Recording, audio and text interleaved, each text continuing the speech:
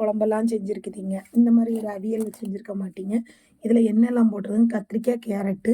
இப்போ நம்ம வாழைக்காய் அரிஞ்சிட்ருக்கோம்.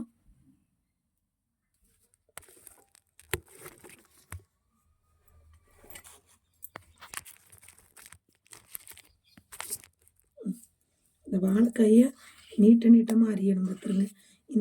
இந்த காயெல்லாம் போட்டு அவியல் வச்சா செம்மையாக இருக்குங்க, நல்லா இருக்கும். எங்கள் ஊரில் நாகர்கோவில்னு வந்தாலே எந்த கல்யாண வீட்லேயுமே இந்த அவியல் கண்டிப்பாக வைப்பாங்க.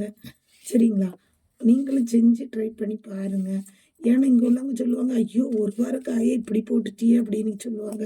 ஆனால் அப்படி இல்லை, இந்த டேஸ்ட் எதுலேயுமே வராதுங்க.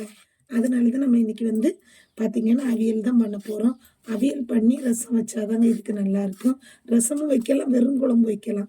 அப்போ இன்றைக்கி நம்ம புதுசாக ஒரு இது பண்ண போகிறோம் பாருங்கள். வாழைக்காய் நீட்டமாக அரைஞ்சிட்டோம். ஒரே வாழைக்காய் போதுங்க, ஒரே வாழைக்காய் போதும். எங்கள் வீட்டில் சாப்பிட மாட்டாங்க. எனக்கு ரொம்ப பிடிக்கும், பையனுக்கும் பிடிக்கும். அதனால் நாங்கள் சாப்பிட்டுப்போம். வாழைக்காய் பிடிக்கும் பார்த்துருங்க. எல்லா காயும் இதில் அரிஞ்சு போடணுமா? சீனரிக்காய் நேற்றுக்கு 10 ரூபாய்க்கு வாங்கிட்டு வந்தாங்க. போதும், ஒரு 5 காய் தான் சீனரிக்காய் போடணும். ஒரு 5 6 காய் போட்டால் தான் அந்த அவியலுடைய டேஸ்ட்டே சீனரிக்காய். புரியுதாங்க? அதில் எப்படின்னு செய்யணும், 2ஆக இந்த மாதிரி பண்ணணும்.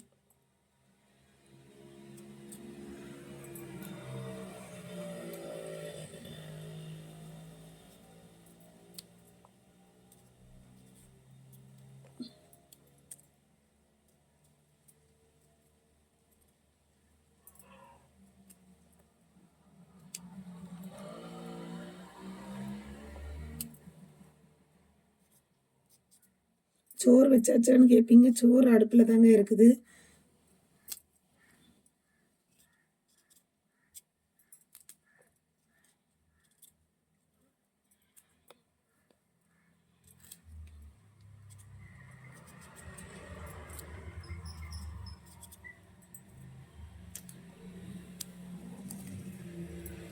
ஒரு 2 கத்திரிக்காய் 3 கத்திரிக்காய் போட்டுக்கோங்க. அந்த கத்திரிக்காயை நீட்டமாக இந்த மாதிரி தான் வைக்கணும். இதில் மெயினே தேங்காய் எண்ணெய் தான் ஊற்றணும். வேறு எண்ணெயில் ஊற்றுனீங்கன்னா நல்லா இருக்காது.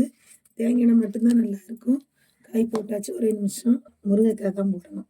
இந்த காய் போட்டால் தான் அந்த டேஸ்ட்டே நல்லாயிருக்கும். சரிங்களா? ஒரு காய் 2 காய் போடலாம். 2 காய் போட்டால் தான் நல்லாயிருக்கும். சரிங்களா? முருங்கைக்காயெல்லாம் போட்டு இன்னைக்கு சுவையான என்ன பண்ண போகிறோம், அவியல் பண்ண போகிறோம். சரிங்களா?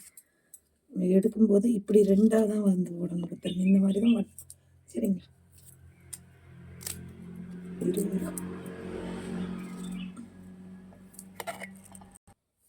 எல்லாத்துலேயும் முக்கியம் கேரட்டு கண்டிப்பாக போட்டு தான் ஆகணும்.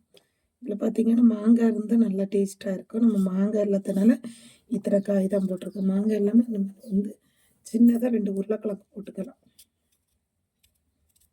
சரிங்களா? இந்த மாதிரி தாங்க செஞ்சுக்கணும். சரிங்களா? பார்த்தீங்களா? இத்தனை காயும் போட்டு நம்ம இன்றைக்கி அவியல் பண்ண போகிறோம். வாங்க பார்க்கலாம், கண்டிப்பாக பார்க்கலாம் வாங்க. ஓகேங்களா?